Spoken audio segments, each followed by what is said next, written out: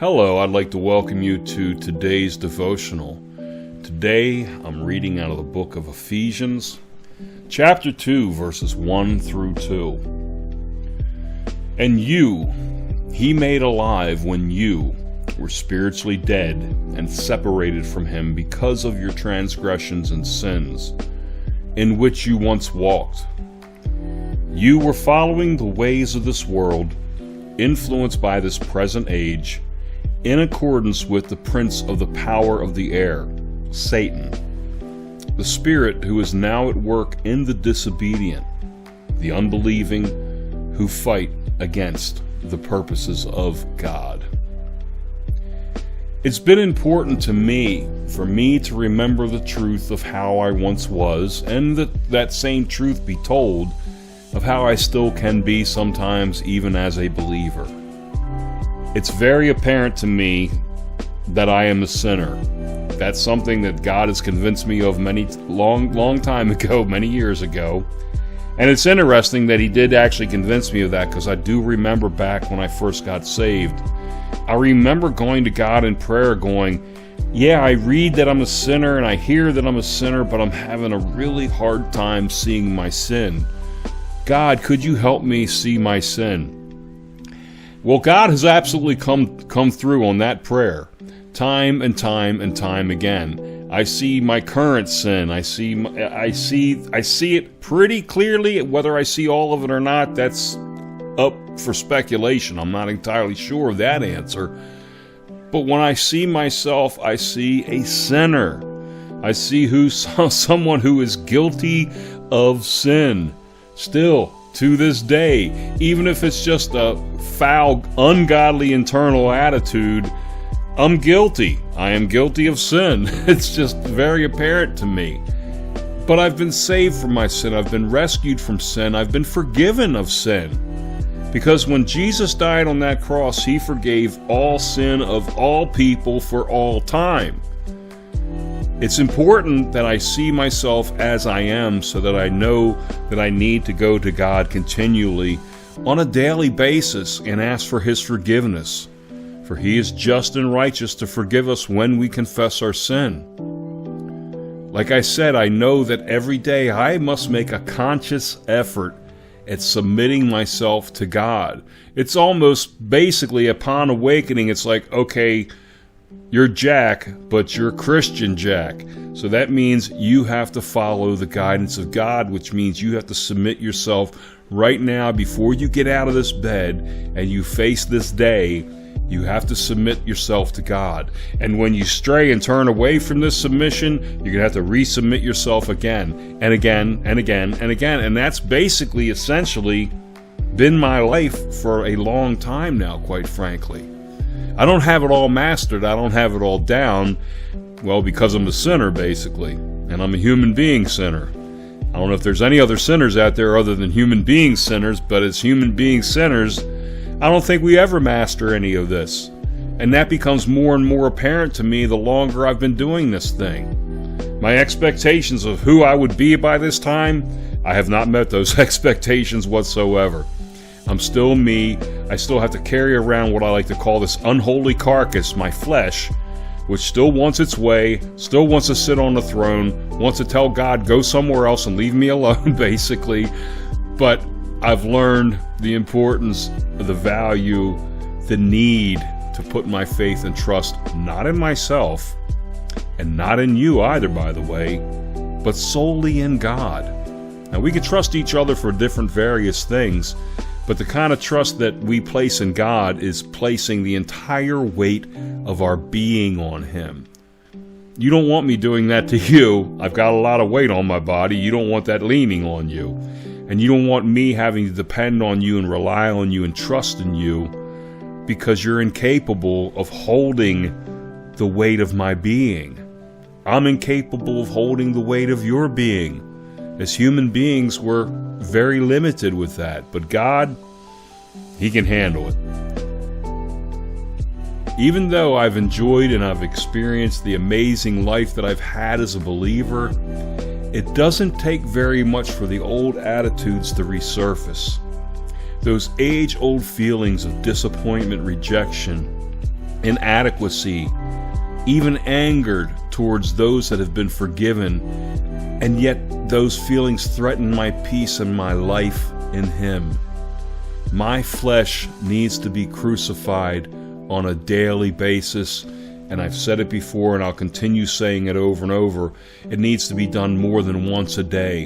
It needs to be done as many times as it needs to be done.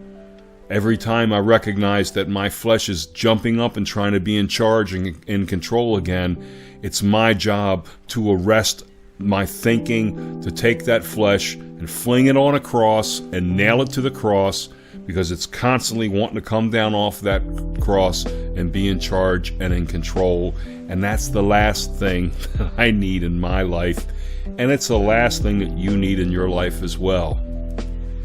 This awareness, it also gives me empathy towards those as described here, who follow the ways of the world and without knowing it are influenced by God's enemy, Satan. Satan really is the power of the air, because all I have to do is watch the media or read a bunch of Facebook posts. His spirit influences those who aren't being influenced by God, and that is painfully but understandably apparent to me. I see it all around me. I can see his influence in my own heart and my own life, and honestly, all I have to do is open Facebook up, and I'll see somebody, another human being who's just like me, and I'm no better than, and they will post praises to God in one post and then F-bombs in another post, and that's just them being human, quite frankly. You know, and I can pray for them and try to help them and assist them and being a little more consistent in their walk with the Lord, which is what God wants and is obviously what's best for everybody involved in these situations. But I am not apart from those types of things myself as well. Even though you won't see me posting that kind of stuff on Facebook, doesn't mean I don't think it, doesn't mean I don't experience it. You know, and I need to turn to God in those moments for His guidance and His awareness of what's really going on to me, with me. Because Satan is really that power of the air, and he has tremendous influence over all of us in the world. That's one of the reasons why it's so important to be on top of what's going on with ourselves, mentally, emotionally, spiritually, physically, so that we're prepared for when those influences of Satan do come, because they absolutely do come. And we need to be able to discern those influences when they do occur. And as I said many times before, and I'm saying it again, by the way, that it's important for me to know where I came from and where I can still go back to, because these verses describe me without God. And I know where others are coming from because I'm one of them. I'm one of you. I'm no better than you or anyone else in this world. But it's not my job to judge anyone in a condemning manner. Because if I'm condemning you, I'm condemning myself, because I'm guilty of the same thing. And condemnation is really not part of our job as Christians. It's not us being in our lane. That's God's job. We're not in a position of authority to condemn anyone of anything, although we constantly seem to be posting it on Facebook or other social media. But it's not our place to condemn anyone of really anything. Now, there are things that people do that do require condemnation and judgment and incarceration and punishment and things like that. But it's not my position of authority to do that in this world. I am called to simply pray for these people, to pray for everyone, and to let God sort that judgment thing out Himself.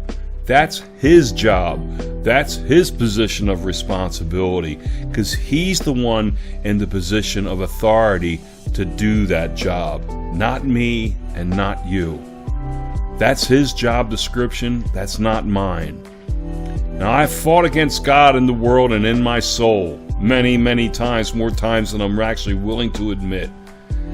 But I'm just extremely glad that He's won my battles for me, and He hasn't given up on me when I felt like giving up on myself. Because me, left to my own devices, I'm telling you right now, I know myself well enough to know that I will throw in the towel and I will give up on myself, because I do not have what it takes in and of myself, apart from God, to keep this thing going. God is a God of restoration, which is what these verses describe. Because I know spiritual death, but now I know spiritual life only because of Him. Because He made me alive when I was spiritually dead and separated from Him because of my transgressions and sins in which I once walked. I was following the ways of this world, being influenced by this present age in accordance with the prince of the power of the air, Satan, the spirit who is now and will continually be at work in the disobedient and the unbelieving who fight against the purposes of God until God steps back into human history. And however God chooses to do this and when God chooses to do this is entirely up to Him. But until God basically pulls back the curtains of heaven and looks through and goes, "Da-dee, that's all, folks," and stops all this nonsense from continuing.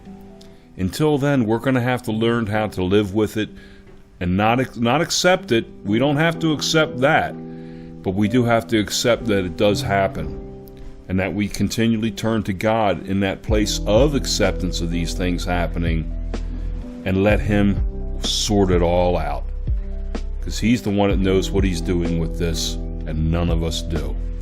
So I pray that you have an awesomely blessed day today.